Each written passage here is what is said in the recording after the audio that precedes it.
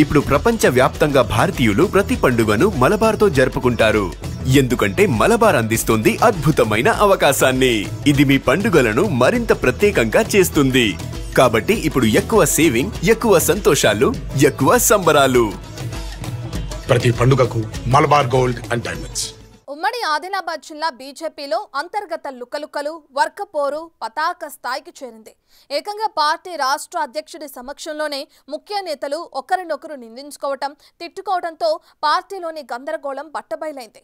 ఈ పరిణామం రాష్ట్ర వ్యాప్తంగా బీజేపీ ప్రతిష్టను దిగజార్చేలా ఉందనే చర్చ నడుస్తోంది. చావు ఇంట్లో తిట్ల దండకం, పరామర్శలోనూ పాలిటిక్స్.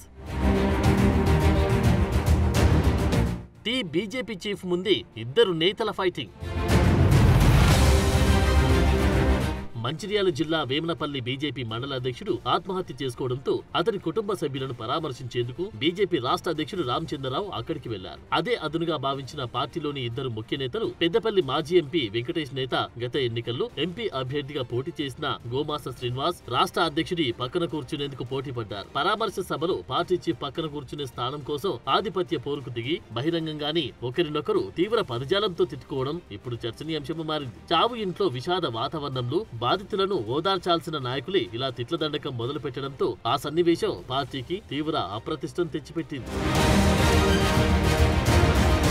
ఈ గొడవకు ఒక రోజు ముందు జరిగిన ఇంటర్నల్ మీటింగ్ లోనే బీజేపీ రాష్ట్ర అధ్యక్షుడు రామచంద్రరావు పార్టీ శ్రేణులకు, ముఖ్య నాయకులకు క్రమశిక్షణ గురించి గట్టిగా వార్నింగ్ ఇచ్చారు. నాయకులంతా తమ పద్ధతులు మార్చుకోవాలని హితవు పలికారు. అయితే ఆయన హెచ్చరించి 24 గంటలు గడవకముందే స్వయంగా ఆయన సమక్షంలోనే ఎంపీ అభ్యర్థులు పార్టీ ప్రతిష్టకు భంగం కలిగించేలా ప్రవర్తించడం బీజేపీలో లుకలుకలు ఎంత లోతుగా ఉన్నాయో స్పష్టం చేస్తోంది.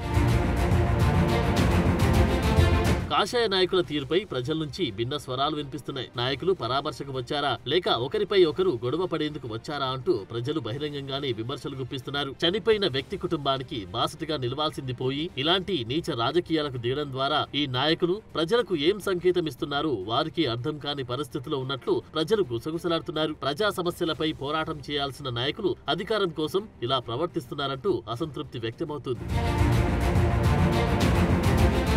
రాష్ట్ర అధ్యక్షుడు హెచ్చరించినా పట్టించుకోకుండా పార్టీ ప్రతిష్టకు తీవ్ర భంగం కలిగించేలా ప్రవర్తించిన ఈ ముఖ్య నేతలపై బీజేపీ అధిష్టానం ఎలా స్పందిస్తుంది అనేది ఇప్పుడు హాట్ టాపిక్ గా మారింది. స్థానిక సంస్థల ఎన్నికలు దగ్గర పడుతున్న వేళ ఇలాంటి గొడవలు పార్టీ అవకాశాలను తీవ్రంగా దెబ్బతీసే అవకాశం ఉంది. పార్టీ క్రమశిక్షణను ఉల్లంఘించిన ఈ నేతలను చూసి చూడనట్లు లైట్ తీసుకుంటుందా లేక పార్టీలో క్రమశిక్షణను పునరుద్ధరించేందుకు గాను వారిపై క్రమశిక్షణా చర్యలు తీసుకుంటుందా అనేది చూడాలి.